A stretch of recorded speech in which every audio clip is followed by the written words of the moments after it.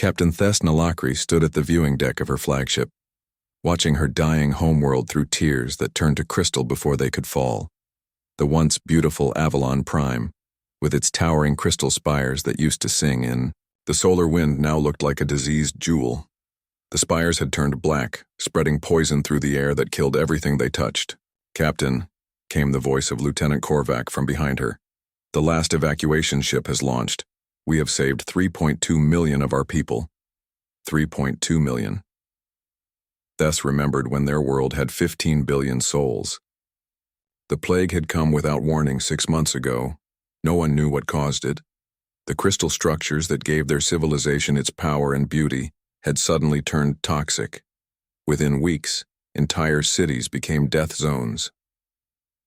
"Thank you, Lieutenant," Thess said, her voice steady despite the grief. "Signal all ships. We leave now." The convoy of Avalari refugee ships was a tragic sight. Once their vessels had been works of art, covered in living crystal that danced with light. Now they looked like broken shells, their dying crystal hulls flickering weakly in the darkness of space. As they moved away from their homeworld, the ships received a transmission from the Galactic Coalition. War Prime Zeltrix's face appeared on the main screen, his blue reptilian features showing no emotion. "Citizens of Avalon Prime," the Zelcon commander said, "by order of the Galactic Coalition Council, you are hereby declared a contaminated species. Your ships are forbidden from entering any civilized system. You will be destroyed if you attempt to land on any Coalition world." Thess felt her heart sink. The Coalition ruled most of the galaxy. Without their permission, the Avalari had nowhere to go. "Please," she responded. "We are refugees. Our people are dying. We only seek a safe place to heal." Zeltrix's eyes narrowed. "The risk to other species is too great. You brought this plague upon yourselves through your reckless crystal experimentation. Now you must face the consequences alone." The transmission ended, leaving the bridge in silence. Thess looked around at her officers, seeing the same despair in their faces that she felt in her hearts.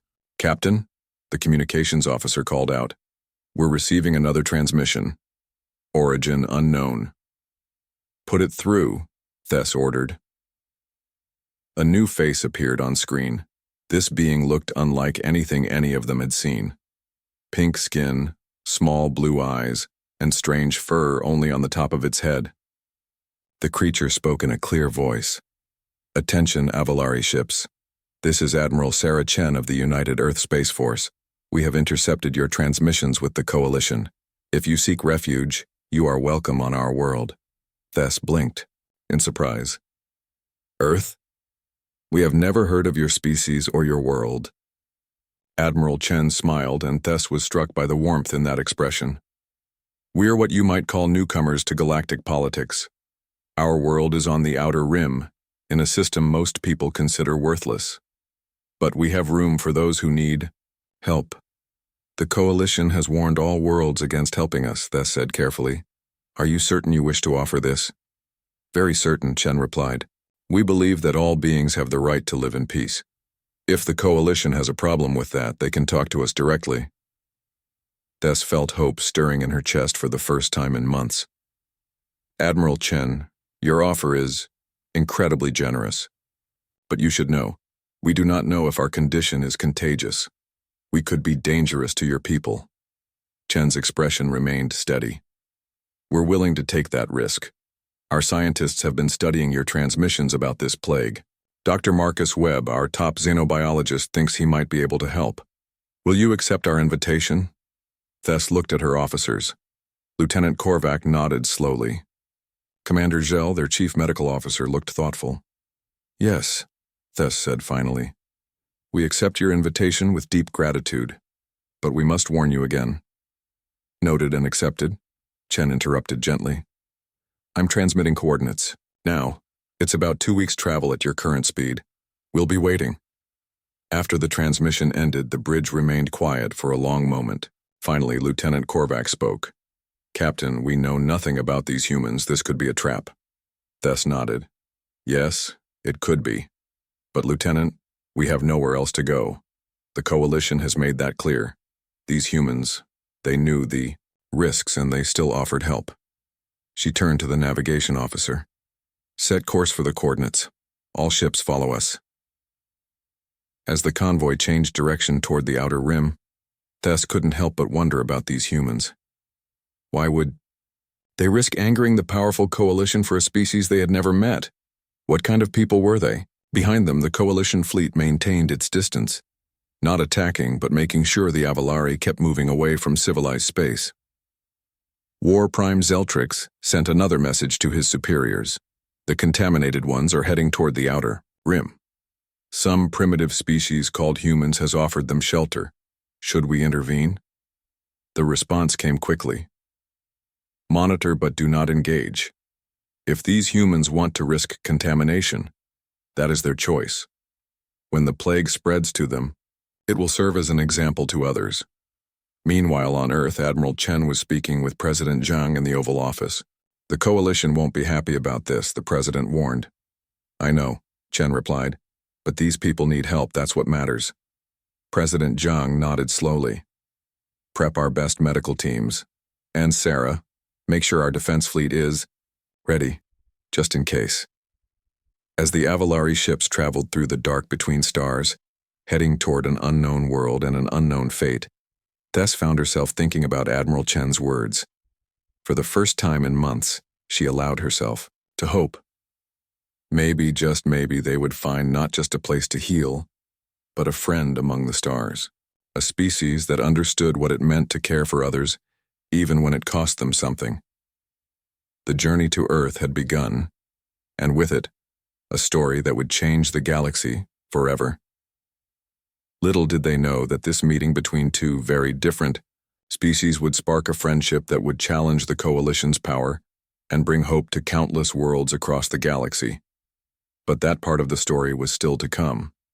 For now, the Avalari ships sailed through the darkness, carrying 3.2 million souls toward a small blue planet where strange creatures called humans waited with open hearts and helping hands. Captain Thess stood on the viewing deck as Earth grew larger in front of them. The planet was a beautiful blue and green marble floating in space, unlike anything she had ever seen. Avalon Prime had been a world of silver crystal and pale purple skies. This Earth was so alive, so colorful. All ships report ready for orbital approach, Lieutenant Korvac announced from the bridge. Thess nodded. After 2 weeks of travel, they had finally reached the human homeworld. During the journey, Dr. Webb had joined their convoy in a small human science vessel. The human doctor had been working with their medical team, trying to understand the plague that was killing their people. Captain, came Dr. Webb's voice over the communication system. The humans have prepared landing sites for us. Admiral Chen says we should follow the guide ships down. On the main screen, 3 small human ships appeared. They were strange vessels not made of crystal like Avalari ships or metal like most coalition ships. They seemed to be made of some combination of both, with smooth lines and a warm glow. Follow them in, Thess ordered. Send word to all convoy ships, we land together. As they descended through Earth's atmosphere, Thess watched in wonder. The sky was blue with white clouds that looked like cotton. Below them she could see vast areas of green, something Dr. Webb had called forests and grass. There were also bodies of blue water larger than the crystal lakes of her homeworld. The guide ships led them to a wide, flat area in what the humans called Australia. As the first Avalari ship touched down, Thess saw hundreds of humans waiting for them. They wore clothes instead of crystal armor, and many of them were smiling. Admiral Chen stepped forward as the landing ramp lowered. She wore a simple blue uniform and walked with confidence. Behind her stood a tall human with dark skin wearing a white coat, Dr. Marcus Webb. Welcome to Earth, Admiral Chen said, her voice warm but respectful. I know this must be frightening for you. We're here to help however we can. Captain Thess descended the ramp, feeling weak from the ship's failing life support. The air on Earth felt strange but clean. As her feet touched the ground, she nearly collapsed. Dr. Webb rushed forward to help her. Easy there, he said gently. The gravity is a bit different here, and you've been through a lot. Thess looked up at him gratefully. You You really meant it. You're really helping us. Admiral Chen smiled. We always mean what we say. Come, let us show you where you can rest. Over the next few hours, the humans guided the Avalari to temporary homes. They were simple structures, but they were clean and safe. The humans brought them food, strange but nutritious. They gave them water that was pure and fresh. Dr. Webb worked with Dr. Zhel, the Avalari's chief medical officer, to set up medical stations. As he examined the infected crystal structures on sick Avalari, his expression grew serious. This isn't a natural plague, he told Admiral Chen privately. These crystal formations, they've been changed by something artificial. Admiral Chen frowned. Changed how? It's like someone took their living crystal technology and turned it into a weapon against them. The crystals are poisoning their own people from the inside. Meanwhile, Thess was meeting with President Zhang via video call. The human leader sat behind a wooden desk in a room with windows that showed a garden. Captain Thess, President Zhang said, Admiral Chen has informed me of your people's situation. Please know that Earth stands with the Avalari. We will do everything we can to help you heal and recover. Mr. President, Thess replied, struggling to speak, the Coalition may punish you for helping us. We don't want to bring trouble to your world. President Zhang's expression became firm. Let me worry about the Coalition. Right now, our concern is taking care of your people. As if summoned by their words, alarms began sounding across the human base. A communications officer rushed to Admiral Chen. Ma'am, we're receiving a transmission from the Coalition. It's War Prime Zeltrix. On the large screen in the command center, the Zelcon commander appeared. His blue scales gleamed as he spoke. Humans of Earth, you have made a grave mistake by harboring the contaminated Avalari. By order of the Galactic Coalition, you will immediately turn over all Avalari ships and personnel to us. Admiral Chen stepped forward, her voice calm but strong. War Prime Zeltrix, the Avalari are our guests. We will not be handing anyone over to you. Zeltrix's eyes narrowed. You do not understand the consequences of defying the Coalition. We are the government of this galaxy. You will obey. No, President Zhang's voice came through clearly. We will not. These people came to us for help and we're giving it to them. If you have a problem with that, you can file a formal complaint. The War Prime looked surprised, as if he had never heard anyone speak to him this way before. You are one small world on the edge of nowhere. We have fleets that could destroy your planet. Admiral Chen smiled, but her eyes were cold. Maybe you do, but we're not afraid of you. Dr. Webb whispered to Dr. Zhel. I'm starting to understand why this happened. To your people, the Coalition wanted your technology. Dr. Zhel looked startled. What do you mean? Your people are the best crystal engineers in the galaxy. Your living crystal technology is unique. If someone could control you or eliminate you, they could take that technology for themselves. Thess, who had been listening, felt a cold understanding wash over her. You think the Coalition did this to us? I think someone with access to your crystal research did this, Dr. Webb said carefully, and I think they expected you to die quietly, not to find help. On the screen, War Prime Zeltrix was still talking. We are placing an economic blockade on Earth. No Coalition world will trade with you. You will surrender the Avalari, or you will be cut off from galactic civilization. President Zhang appeared on screen. War Prime, you seem to think we care about your galactic civilization more than we care about doing what's right. You're wrong. The transmission ended, leaving the command center in silence. So, Admiral Chen said to Thess, it looks like we're in this together now. Thess felt something she hadn't felt in months, hope mixed with determination. Admiral, my people have knowledge that could help your people. If we combine our technologies, we could give the Coalition quite a surprise, Admiral Chen finished. I was hoping you'd say that. Dr. Webb grinned. The quantum resonance patterns in your crystals combined with our adaptive technologies. Yes, this could be very interesting indeed. As night fell on Earth, the Avalari and humans worked together, sharing knowledge. building trust and preparing for whatever the coalition might bring. Captain Thess stood outside her temporary shelter, looking up at the alien stars. For the first time since the plague began, she felt like her people might have a real future. "Thank you," she whispered to the night sky. "Thank you for not forsaking us." Tomorrow would bring new challenges, but tonight, 3.2 million Avalari refugees were safe on a world where strange, wonderful beings called humans had chosen compassion over comfort. The coalition had no idea what they had started, but they were about to find out. 3 weeks had passed since the Avalari landed on Earth. In a laboratory in the Australian Research Centre, Dr. Marcus Webb stared at the screen in front of him. His eyes were tired from long hours of work, but what he saw made him forget his exhaustion. "Dr. Zell, come look at this," he called to his Avalari colleague. Dr. Zell approached the screen, her crystal-covered hand shimmering in the lab's light. The plague had spread to her arms, but she could still work. "What have you found?" "This isn't random," Dr. Webb said, pointing at the data. "Look at these patterns. The way your crystals are changing. It's too organized to be natural." Dr. Zell studied the numbers carefully. As a crystal engineer, she understood the language of their living crystals better than anyone. By the ancient songs, "You're right. These frequencies, they're engineered." Dr. Webb nodded grimly. "Someone did this to your people on purpose. The question is who?"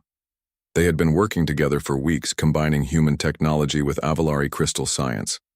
The humans had built machines that could read crystal patterns, while the Avalari taught them how the living crystals communicated with each other. "Captain Thess needs to see this," Dr. Zell said. Minutes later, Captain Thess, Admiral Chen, and Dr. Elena Vasquez, Earth's top physicist, gathered in the lab. Dr. Webb showed them what they had discovered. "The plague is not a disease," he explained. "It's a weapon. Someone programmed nanobots to attack your crystals and turn them toxic." Captain Thess felt anger rising in her chest. Who would do such a thing? Dr. Vasquez, who had been studying the data, looked up. "The nanobots have serial numbers. They're coalition technology." The room fell silent. Admiral Chen was the first to speak. "They poisoned an entire world to get rid of you." "But why?" Thess asked, though she was beginning to suspect the answer. Dr. Webb pulled up another screen. "Your people are the only ones in the galaxy who can grow living crystals. These crystals can process quantum energy in ways that would revolutionize space travel, weapons, everything. The coalition wanted your technology," Admiral Chen said. "When you wouldn't give it to them, they decided to take it by destroying you." Dr. Zell's crystals flickered with emotion.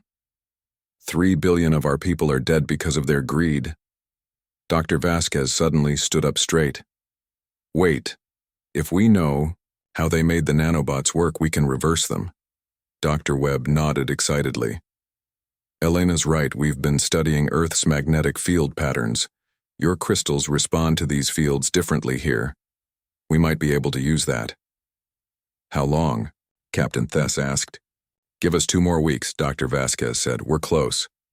Admiral Chen's communications device beeped. She answered it quickly. "Chen here.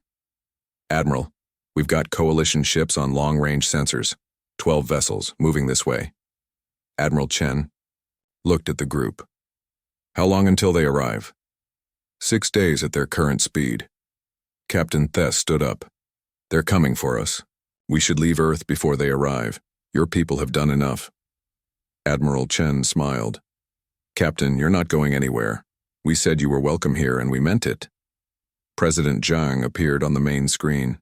He had been listening to the conversation. "Admiral, prep our defense fleet. Fence. All human colony ships in this sector should come home." "Yes, Mr. President," Admiral Chen replied. Over the next 3 days, Earth became a center of activity. Human ships arrived from nearby colonies. Scientists worked day and night on the cure for the Avalari plague. Engineers began combining human and Avalari technologies to improve their ships. Dr. Vasquez made the breakthrough on the 4th day. She burst into the lab where everyone was working. "We've got it," she shouted. "The cure works." They had used Earth's magnetic field to create a counter-frequency that would turn the nanobots against themselves. Within hours, the first test subjects showed improvement. Their crystals began returning to normal. Captain Thess was crying tears of joy as she watched her daughter's crystal patches heal for the first time in months. "My child will live," she whispered. Dr. Gell, now completely healed, worked with human engineers to upgrade their ships. The combination of human adaptive technology and Avalari crystals created something new and powerful. "The Coalition won't expect this," she told Admiral Chen. "Our crystals can now boost your engines and weapons by 300%. And your crystal communication systems mean our ships can coordinate perfectly," Admiral Chen replied. No matter how far apart they are, the Coalition ships arrived on schedule, but they found Earth ready for them. War Prime Zeltrix appeared on the screen for the last time. Behind him were 11 other Coalition ships. "Humans, this is your final warning. Surrender the Avalari or we will take them by force." President Zhang appeared on screen, flanked by Captain Thess and Admiral Chen. "War Prime, we know what you did to the Avalari people. We know about the nanobots." Zeltrix's expression didn't change. "You know nothing." "We know everything," Captain Thess said, stepping forward. "We know you murdered 3 billion innocent people because you wanted our technology. And now," Admiral Chen added, "you're going to pay for it."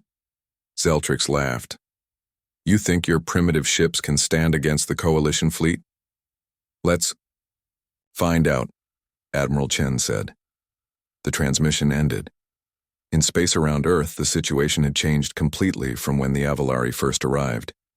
Now, 60 human ships floated in formation, their hulls glowing with Avalari crystal technology. The ships looked beautiful and deadly. Behind them, 1,000 civilian vessels from human colonies had arrived.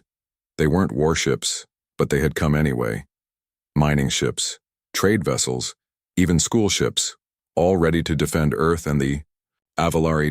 Captain Thess stood on the bridge of her flagship, now repaired and upgraded with human technology. Her crew was healthy again, their crystals shining with new life. "All human ships, this is Admiral Chen. Today we fight not for territory or power, but for the right of all beings to live in peace." Captain Thess spoke into her own communicator. "All Avalari ships, this is your captain. Earth gave us life when we had none, now we give them our strength." The Coalition ships began their attack, expecting an easy victory. They were about to learn that underestimating humanity was a fatal mistake.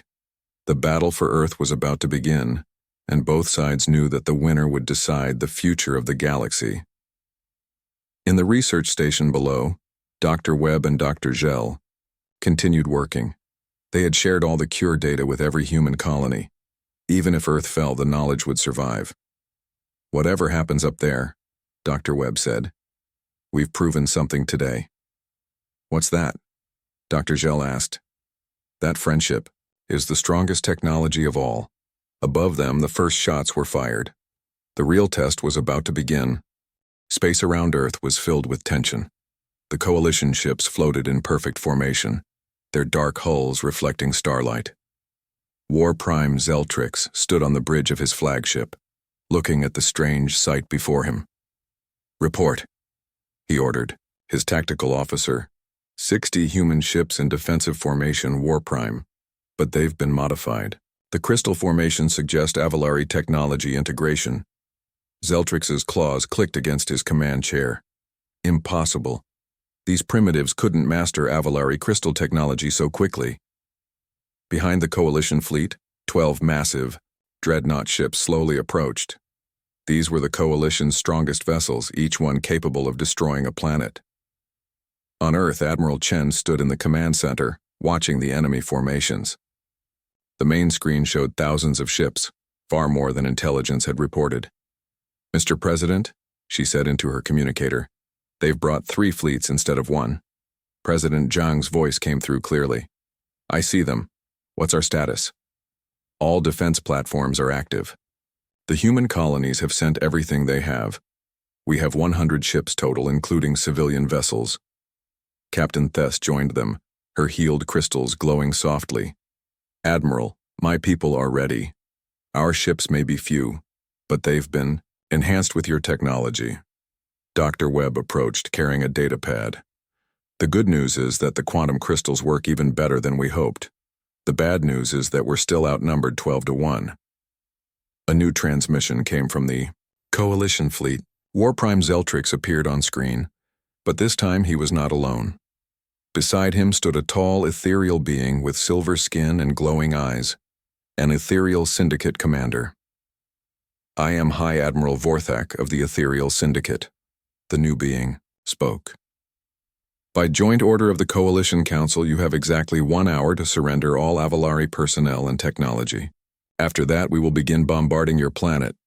President Zhang appeared on the screen. "High Admiral War Prime, let me be very clear. We will not surrender innocent refugees to murderers." War Prime Zeltrix leaned forward. "Murderers? We maintain order in this galaxy." Captain Thess stepped into view. "You created a plague to destroy my people. 3 billion dead because you wanted our crystals." High Admiral Vorthak's expression didn't change. The Avalari were becoming too powerful. They needed to be limited. Gasps of horror came from the human personnel. Even after everything, hearing the Coalition admit to genocide so casually shocked them. Admiral Chen's voice was ice cold. 59 minutes and counting. The transmission ended. In the asteroid belt beyond Mars, something unexpected was happening. Captain Maria Santos of the merchant vessel Golden Dream was monitoring Coalition communications when she detected something strange. "This is Captain Santos to all human ships," she broadcast.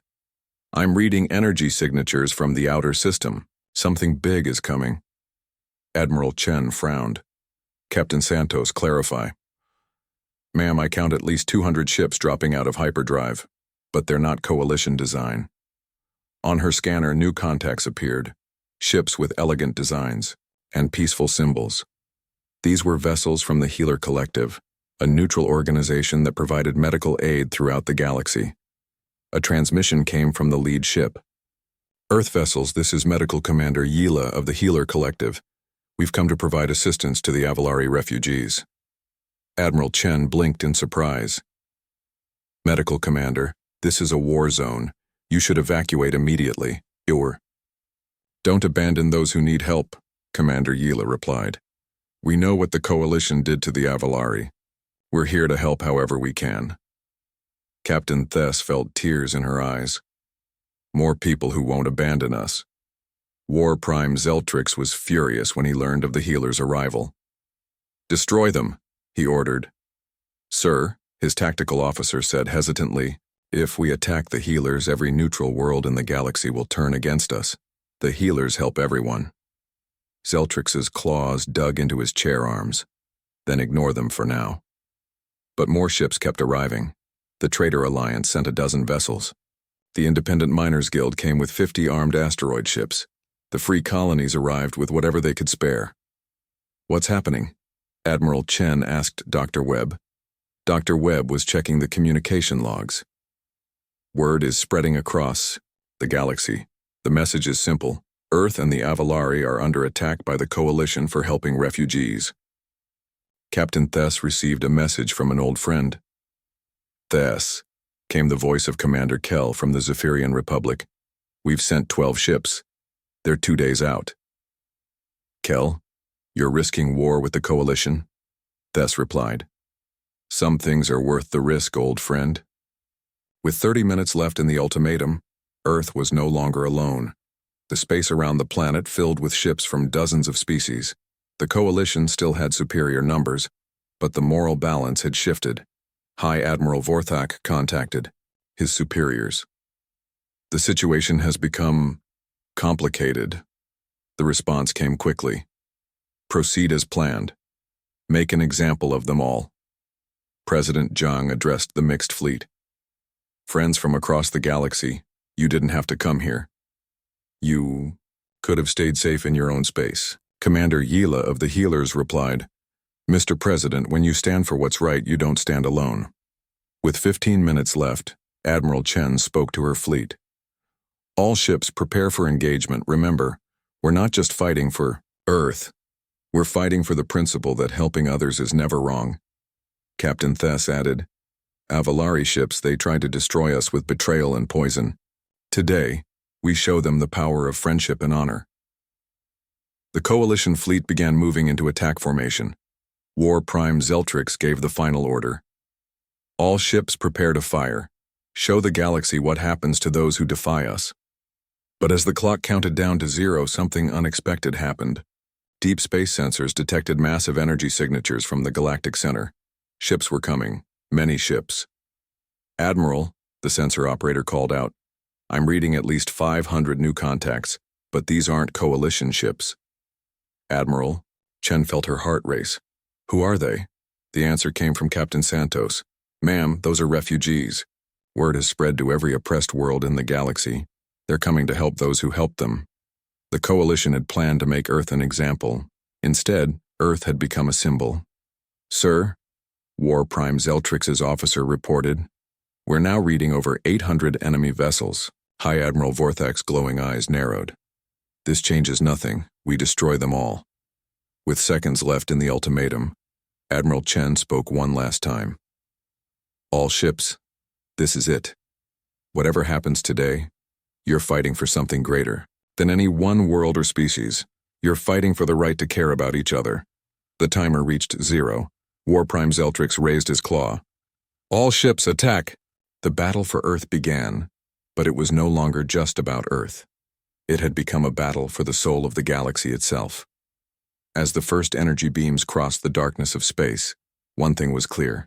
The Coalition had started a war they never expected. They thought they were destroying refugees. Instead, they were creating a revolution. The first wave of energy beams lit up space like deadly fireworks. The Coalition attacked with everything they had, expecting to destroy Earth's defenses quickly.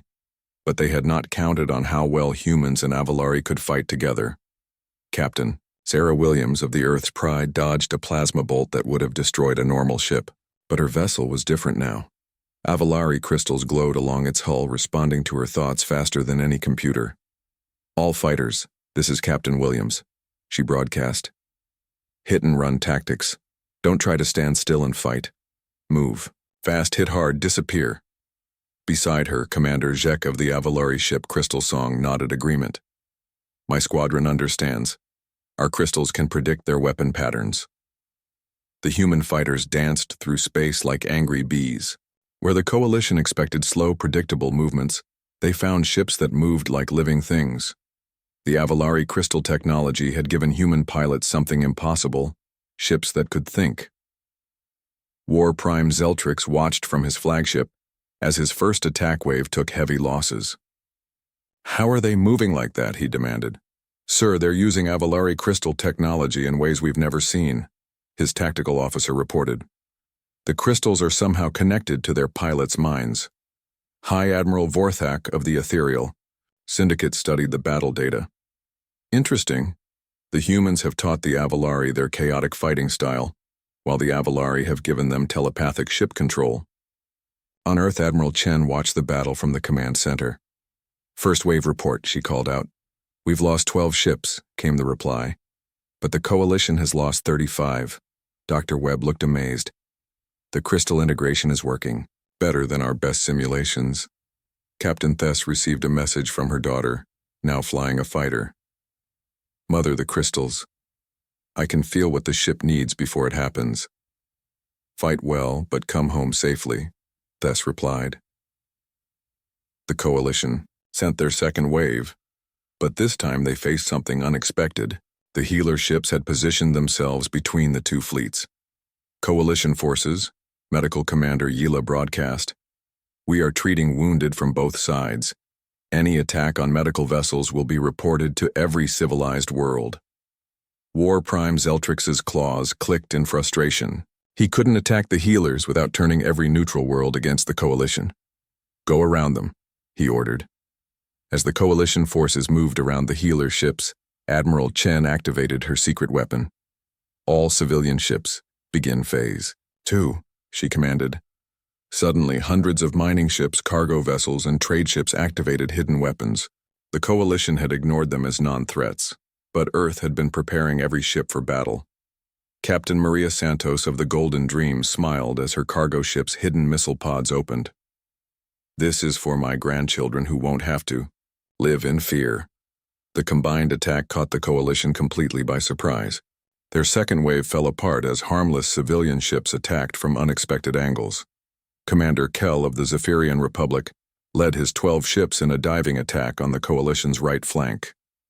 For the Avalari, for freedom. High Admiral. Vorthak was no longer confident. Lord Supreme, recommend immediate reinforcement, he transmitted to coalition headquarters. The reply was cold. You have more than enough firepower to destroy one primitive world. Complete your mission. Captain Thess led the main Avalari battle group in a spiraling attack pattern that confused the coalition's targeting systems. Her people had learned human tactics of unpredictability and added their own crystal-enhanced coordination. Strike Team 7 hit their command ship, she ordered. Strike Teams 1 through 6 cover them. The battle raged for hours. Ships exploded in brilliant flashes, but for every Earth ship destroyed, 2 coalition vessels fell. The humans and their allies were fighting with the desperation of those who had nothing left to lose. Then the tide turned completely. From the edge of the solar system, a new force arrived. 500 ships bearing the symbols of dozens of oppressed worlds jumped into the battle. Earth ships, this is Cargo Commander Zara of the former slave worlds, a new voice announced. We're here to repay a debt. Admiral Chen blinked in surprise. Cargo Commander? Your people helped us transport supplies when the coalition blockaded our food shipments, Zara explained. We don't forget kindness. The Indigenous Mining Guild arrived next, their armored asteroid ships bristling with weapons. Coalition murdered our people on Kepler 7, their leader announced. Today we collect what they owe. War Prime Zeltrix watched his tactical display in growing horror. What had been a simple punishment operation had become a full rebellion. All ships fall back to defensive formation, but there was nowhere to retreat. Ships arrived from every direction, refugees Earth had helped, species the coalition had oppressed, neutral worlds tired of coalition tyranny. Captain Thess found herself fighting alongside a fox-like being in a small yellow ship. Thanks for the help, she transmitted. Your people gave my cubs medicine during the plague years, the fox being replied. We always pay our debts. High Admiral Vorthak made a desperate decision. Target the planet directly, he ordered. Destroy Earth itself. His dreadnoughts began charging their planet-killer weapons, but before they could fire, something impossible happened. The Avalari crystal technology, now integrated with Earth's defense grid, began to sing. The crystals on every Allied ship resonated together, creating a barrier of pure energy around Earth. What is this? War Prime Zeltrix demanded. Dr. Webb watched the readings in amazement. The crystals, they're connecting with each other across space. It's like they're all becoming one giant crystal. The Coalition's planet-killer beams struck the crystal barrier and scattered harmlessly into space. The attempt to destroy Earth had failed completely. That's when Earth's colonies began to arrive. Earth Command, this is Admiral Okafor of the Mars Fleet, a strong voice announced. Sorry we're late, had to pick up some friends. Behind Mars's 20 ships came the rest. Luna Base, Europa Station, the Jupiter miners, the Saturn refineries. Every human settlement had sent ships. Admiral Chen, Admiral Okafor continued, we received your message. Every human world voted the same way. We stand together. War Prime Zeltrix slammed his claws on his command chair. This is impossible. You're one insignificant species? Admiral Chen smiled. That's where you're wrong. We're not one species anymore. We're every species that believes in helping each other. The Coalition fleet, once proud and dominant, was now surrounded. Their ships were outnumbered 3-1, and their morale was breaking. High Admiral Vorthak tried one last transmission. To Coalition headquarters. Request permission to withdraw. The situation is no longer salvageable. The reply took too long. When it came, it would change everything. Permission denied. Fight to the last ship. As the Coalition prepared for their final desperate assault, something else began to happen. Coalition ships at the back of the formation slowly began turning away. Sir, A Zelkon officer reported to War Prime Zeltrix. The 23rd Fleet is leaving. Desertion? Zeltrix's voice was barely a whisper. The officer nodded. They say they came to fight primitives, not to die in a hopeless battle. One by one, coalition ships began to peel away from the formation. They had come to crush a rebellion but found themselves creating a revolution. Admiral Chen watched the coalition fleet begin to fall apart. Broadcast to all coalition ships, she ordered. Any vessel that stands down will be allowed to leave peacefully. Ma'am, her communications officer replied, we're receiving surrender requests from over 100 coalition ships. Captain Thess smiled. Even their own people are tired of this war. The battle was not over, but for the first time, victory seemed possible. Earth had survived the first assault. Now the real war for galactic freedom was about to begin. War Prime. Zeltrix, left with less than half his fleet, faced an impossible choice. Fight to the death against impossible odds, or surrender to the very people he had come to destroy. His claws trembled as he reached for the communication controls. The choice he made next would echo across the galaxy for generations to come. War Prime Zeltrix stared at the tactical display showing his broken fleet. Half his ships had either surrendered or fled. High Admiral Vorthak stood beside him, his silver skin pale with defeat. This was supposed to be a simple punishment mission, Zeltrix muttered. Vorthak nodded slowly. We underestimated everything. Their unity, their technology, their courage. On the main screen, Admiral Chen appeared. Behind her stood Captain Thess, President Zhang, and Dr. Webb. War Prime Zeltrix, High Admiral Vorthak. This is Admiral Chen. Will you surrender? Zeltrix looked around his bridge. His officers avoided his eyes. He had lost more than half his fleet. His remaining ships were outnumbered 4-1. And if we do, what happens to us? He asked. President Zhang stepped forward. You'll be held accountable for the genocide of the Avalari people, but you'll be given fair trials under galactic law. Fair trials, Zeltrix repeated bitterly. The Coalition writes galactic law. Captain Thess spoke next. Not anymore. Today we're starting something new.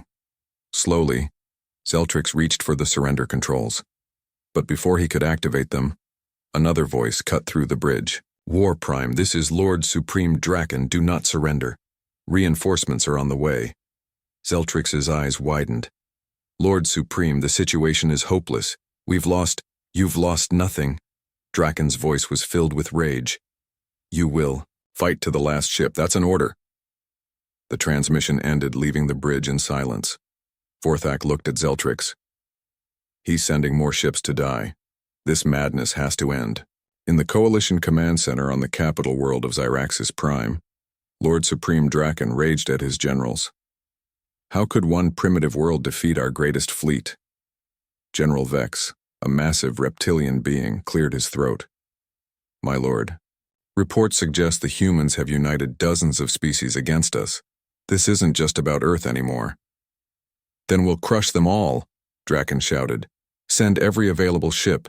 Show the galaxy what happens to rebels. Back in Earth's orbit, Admiral Chen received disturbing news. Admiral, long-range sensors are detecting a massive coalition response. Over 1,000 ships, 3 days out, Dr. Webb paled. Even with all our allies, we can't face numbers like that. Captain Thess smiled mysteriously.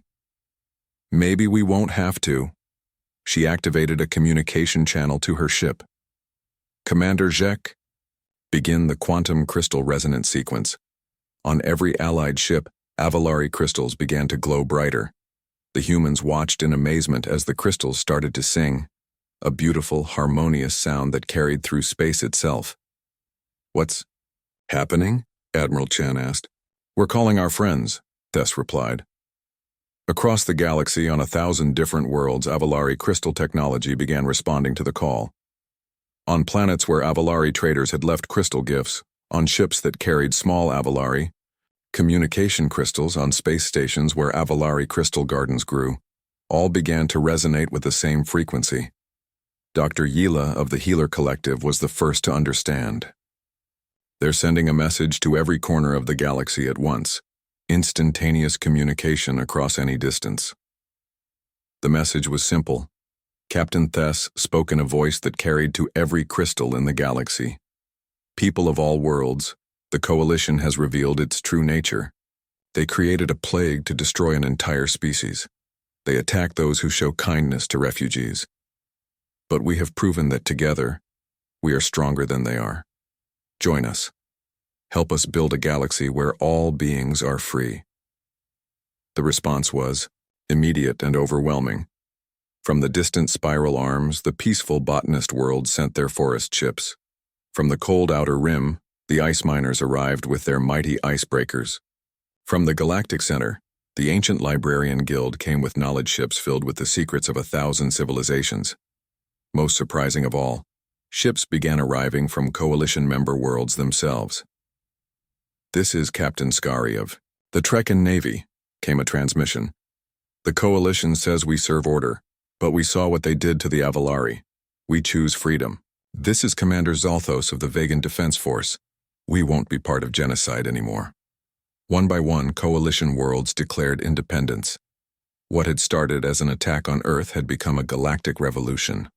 War Prime Zeltrix watched, in amazement as ships from his own empire arrived to join the other side. "Sir," his communications officer reported, "we're receiving a message from our homeworld." "Put it through," Zeltrix ordered. On screen appeared his own mate, Zarala. "Husband," she said, "the Council of Elders has voted. We no longer serve the Coalition. Come home, the war is over." Tears ran down Zeltrix's scaled cheeks. He turned to his officers. "All ships stand down. We surrender." As the Coalition fleet surrendered, Lord Supreme Draken's reinforcements arrived to find a completely changed galaxy. Nearly half of Coalition space had declared independence. The great fleet sent to crush Earth was now mostly flying the banners of the new alliance. Dr. Webb stood with Dr. Zell in their laboratory, watching the celebration outside. "A few months ago, you were dying refugees with nowhere to go." Dr. Zell smiled. "And you were just humans from a small blue planet. Look what we became together."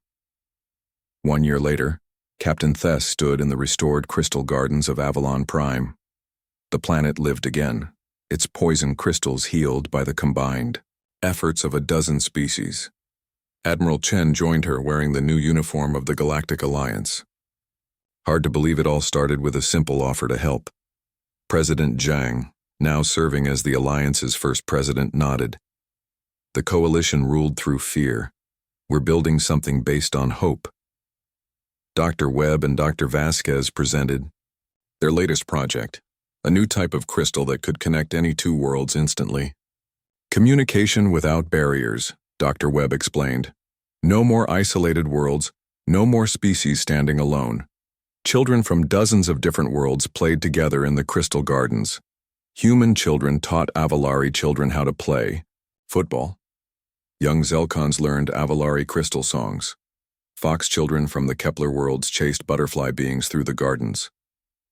War Prime Zeltrix, now serving time for his crimes but working to help rebuild what he had destroyed, watched them play. "They make it look so easy," he said to his guard. "What's that?" the guard asked. "Being friends with everyone." As the sun set on Avalon Prime, Captain Thess received a message from a distant world. Another species needing help. Another story of persecution. She smiled and turned to Admiral Chen. "Are you ready for another rescue mission?" Admiral Chen grinned. "Always. That's what we do." In the growing darkness, the crystal gardens glowed softly.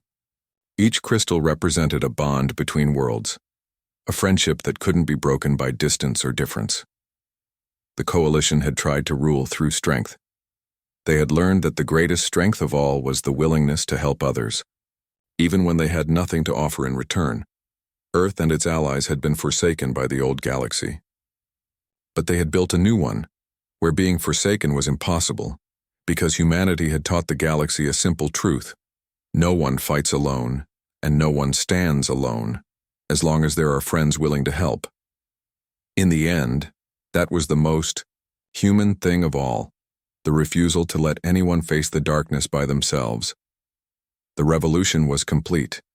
The galaxy was free, and it all started because when the Avalari had nowhere else to go, humanity had said two simple words: come home. Some stories end with conquest. This one ended with family. The end.